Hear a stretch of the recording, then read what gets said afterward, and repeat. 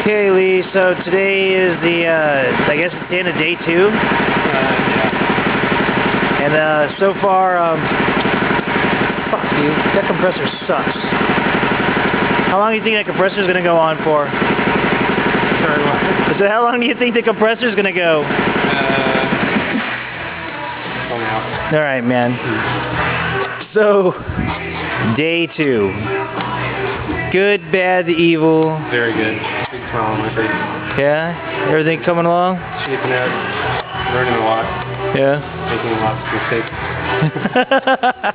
Sorry, I was shaking the camera. Like, what kind of mistakes, man? Well, I completely changed ideas for seat. You can't tell.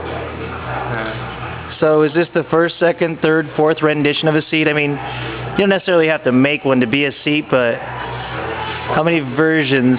Count this as 2, and this is the second. Hopefully that will be it. So it's the second one made, but that's the third version? Yeah. So what other stuff did you learn earlier with Matt helping you? Hitting the rear fender is a lot harder than you would imagine. Finagling. Come on, man, let's go look at your bike. Take a break for a second. You can point out all the hard crap on your bike. Come on. All right, man. You got full roam. Tell us everything about how problematic it was with the bike. You can point to stuff, and I'll just go with the camera. We got a few fenders to choose from. For the rear, we ended up going with this one. Since this whole rear end is chopped off, mounting places you kind of have to find them. So far we have 3 points, 2 up here on the top, 1 on the bottom just to hold it so the rear tire will spin. Okay. It won't interfere in anything, even when you go over bumps. I still want to put a third one here and to hold this up a little bit more and make it a little bit more stable. There's still a brake light electrical to run back here. Then see these brackets. I want to clean them up a little bit before it's actually done. This one I want to eventually paint this rear fender. The seat we're working on right now.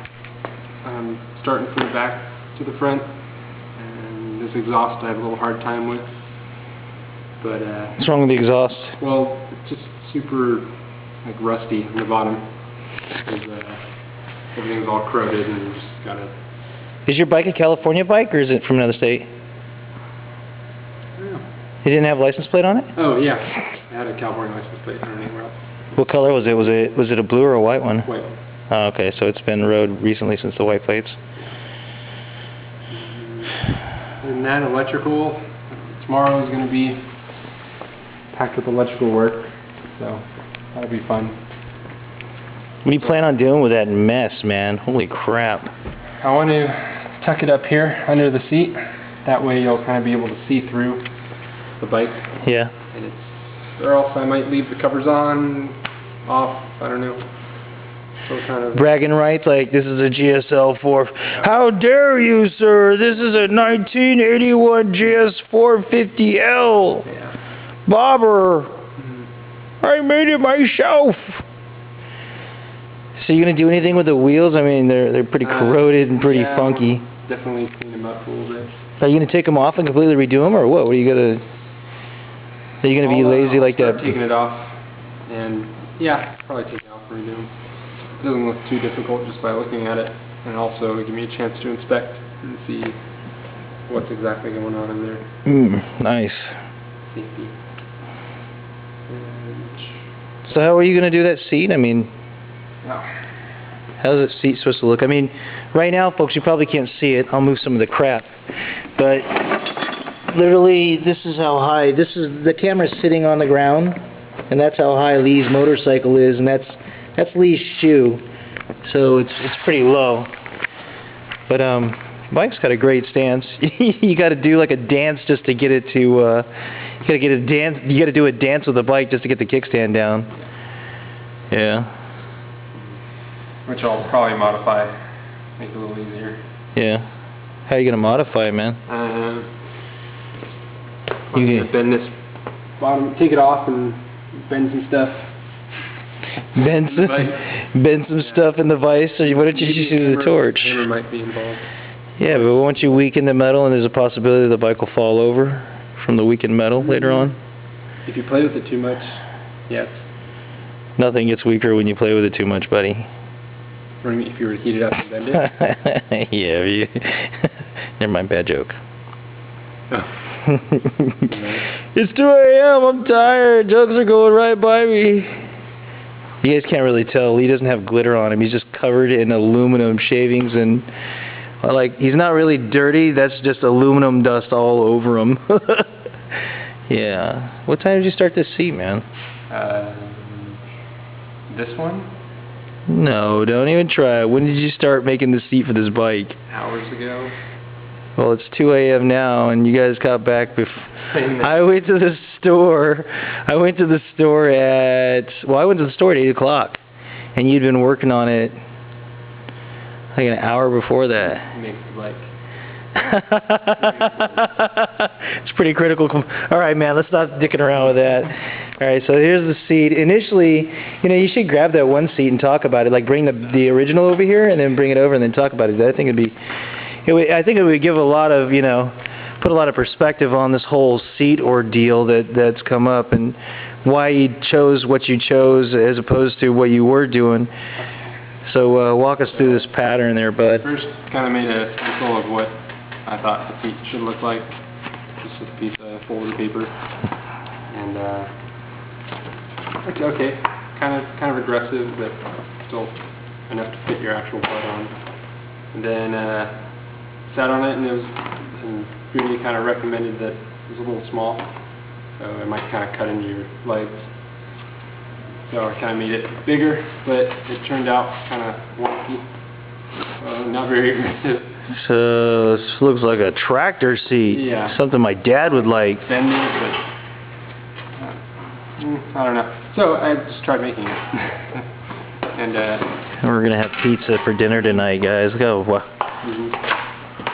Oh. Won't. Yeah. Started, and then as hours go by, I want to cut into it again, make this more aggressive, but took a step back, looked at it again, and saw that these frame rails are pretty straight, and this tank itself is pretty straight. So maybe make a different type of seat. So I this wrap and started kind of trace something along this line here. How'd you do that? Lay it on and either fold it very carefully or have someone else hold it and dirty your hands, rub your hands over it. It's a little trick this drifter guy taught me. And make an imprint. For making gaskets, I think. When you don't have a gasket for your very, very illegal and rare motor that nobody will import the gaskets for. All right, so that gave you the idea for that gave you the general dimensions. Then, but I mean, did you use? I see you didn't cut it out. Did you use that thing to make the initial? How'd you make that piece of metal that you're holding there? That's going to be your seat. How'd you do that? I did something else, and then just kind of traced it with a Sharpie underneath. Actually, I had Bruni do that. Okay.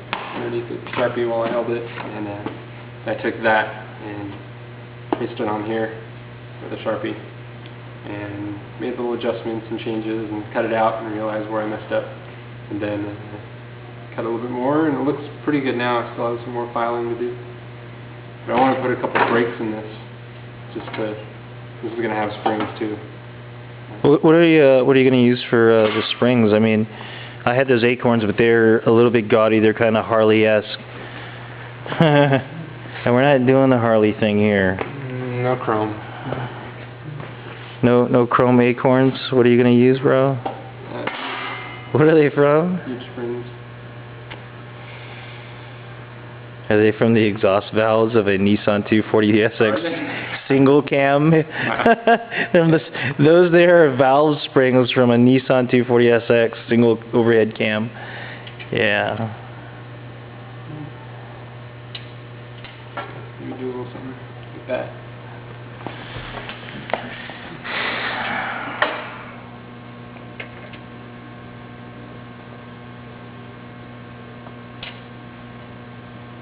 So you're gonna leave it flat like that, or?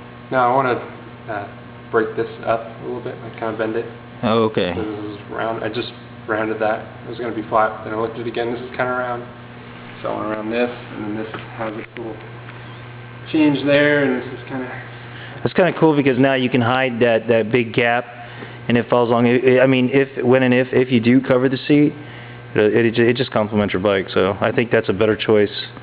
And obviously I'm Booney running my face behind the camera, but from his initial design, which was small, I learned that from the seat on my bike, which is shaped like a heart, now a black heart, because I didn't like the heart red paint. I learned that it's rough on the back of your legs, so I told Lee about that. And I said, it's cool if it's padded, but not being padded, it's going to hurt.